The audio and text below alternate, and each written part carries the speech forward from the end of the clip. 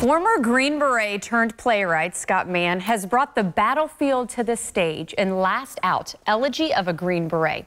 It's dedicated to helping our military men and women and their voice tell their story. Scott obviously joins us today, but it's a welcome back, Scott. Thanks, Natalie. Thanks for having me back. I can't believe it was November when we were last together. And so you came in to talk about this. You were just kicking off this tour, and here you are. Yep. Post-tour, but doing even more. Right.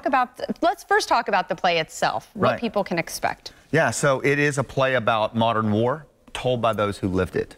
And unlike a lot of the movies, Natalie, where you see the first in, you know, the Navy SEALs taking down a target or commandos going into a country like Syria, this is the play about the last out, the men and the women and their families who go back to the fight day after day, year after much of America has moved on and are still fighting that war 20 years later. That's what this play's about. It's so interesting because this play, the cast, we're looking actually at a clip right now, all made up of people who served in combat. Talk about why that was so important for you. Right, so the gentleman that you just saw there and that's laying on the floor, that's Brian Bachman. He's a former 82nd Airborne paratrooper. The gentleman that plays my best friend is a former Special Forces guy like me. And then the person that plays my wife, Aim Livingston, she's a military family member. So it was really important to me that if we were going to tell this story, that the authenticity on the stage needed to come from the people who lived it, because we owe that to the folks that didn't come home. Which you were saying is very cathartic in a way, and it kind of helped you deal with some of the things that you had to deal with during your combat years. Yeah, for sure, because the play is actually about a Green Beret sergeant who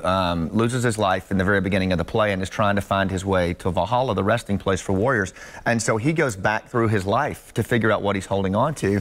And for me, that was a very, very cathartic process. It allowed me to reconnect to those good memories, the bad memories, all of it in a very healthy kind of way and tell the story. And story, that's what our nonprofit does, is it uses story to heal trauma and the pains of war.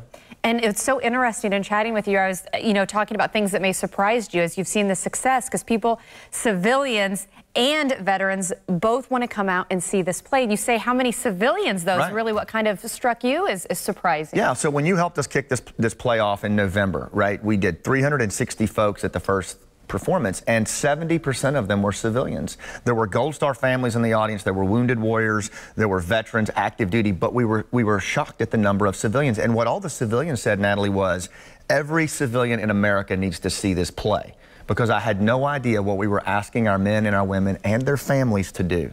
And I think that's that's the attraction, is that it just pulls the curtain back on what we're really asking these folks to do. And of course, we're talking a lot about the play and the success of the play, but you did briefly mention the nonprofit that is associated with it as well. How can people learn more about what you're able to do? Since like you said, it is cathartic for people who have been in those combat situations. Yeah, absolutely. And I just want to throw a shout out to our military families here in the Tampa Bay area. This really validates the sacrifice of women like my wife, Monty, who did this, and their children.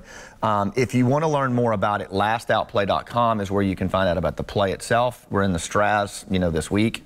But also theheroesjourney.org, H-E-R-O-E-S. If you want to learn how you can use storytelling to help veterans come home, that's really what we do at a higher level. So. Well, I kind of want to end on a lighter note, though, real quickly. Did you ever think that you would be a playwright, having a nonprofit, and now performing this play at the Straz? When I heard you say playwright and then also being an actor, I worried about what all my Green Beret buddies would. They're like, what? You're an what? actor? And like they would just come because they felt sorry for me, But to be honest with you, I love it. I love performing, and more importantly, I love telling the story of our men and our women and our family members who don't get their story told, and being a voice for that. It's the most humbling, honorable thing I've done since I wore that Green Beret. And it's a story that needs to be told. And it's a story about letting go, which we all need to do. Well, again, if you're interested in learning any more of the things that Scott and I were able to chat about, and of course, we talked about the success, so it's something that everybody should see, like you say, veterans, civilians. There's the information for how you can get tickets. Again, Scott, thank you. Keep us updated. You're welcome back anytime.